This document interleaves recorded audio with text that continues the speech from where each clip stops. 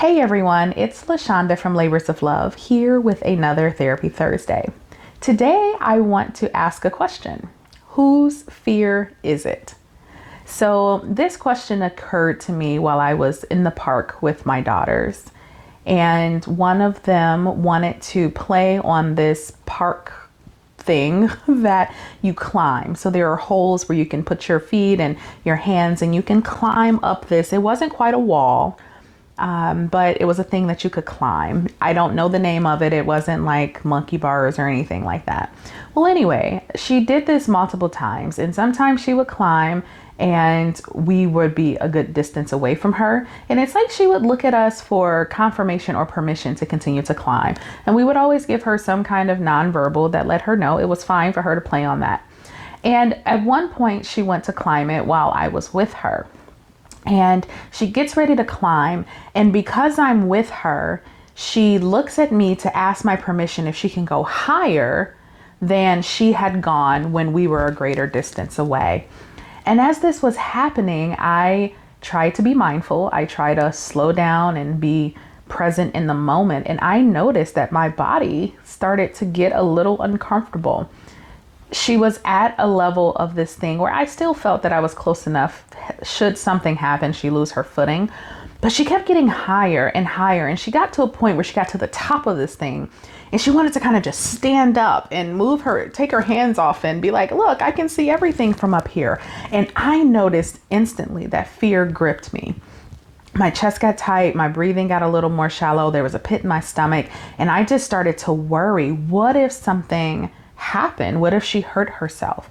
But what I had to realize in that moment is she didn't have fear about climbing and doing the things that she was doing. And part of that, I could say, well, it's because she's young or she's a kid and she doesn't know. But part of it is she hasn't had the experiences, yes, to give her the level of caution. But she also hasn't had the experiences to jade her freedom and adventure and exploration. And so I had a choice to make in that moment. Do I allow her to do this thing, but stand close by in case she needs me? Or do I place my fear on her about her going higher and prevent her from doing something that I'm afraid for her to do? And I made the decision to let her do what she did. And I stood by knowing that if she needed me, I would be there. And I looked at this experience as so metaphorical. You know, I think as parents, many of us say, and even if we're not parents, you know, any of us who are around people who are younger than us or whom we mentor, even if they're not younger than us, with our mouths, we sometimes say, I want them to be better than me. I want them to go higher than me. I want them to achieve what I couldn't achieve. But do we always want that? Because if we did, I think that we would spend more time encouraging and supporting and rooting, but staying close by in case support was needed, instead of projecting our fears onto people.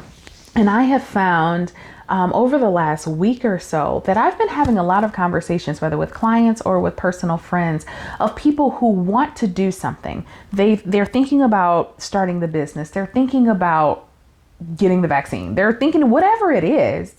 The conversations they're having with me are how, as they're talking to more and more people, the fear that other people have about the thing that person is doing, they're starting to take that on. They're starting to feel in their bodies the manifestation of fear that they didn't have before.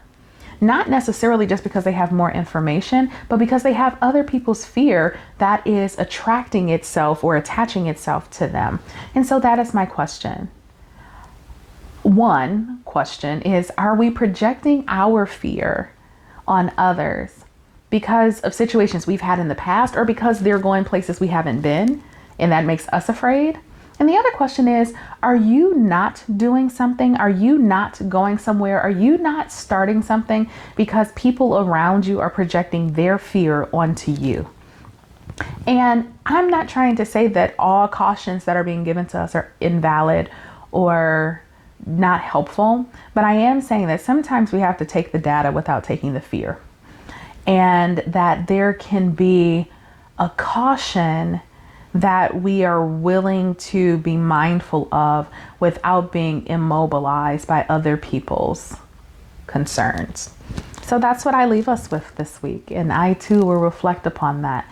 Am I projecting my fears onto others? And am I in some way being immobilized by someone else's fear?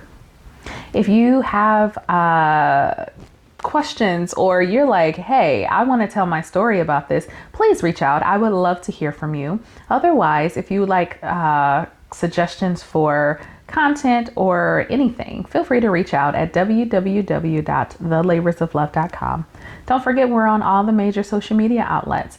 If you haven't already, head over to Instagram, where we have our Labors of Love specific Instagram page, _LOL_pod. And don't forget, if you haven't already, give us that 5-star rating, write a review, and share the podcast with your friends and loved ones. Until we connect again, you all be well.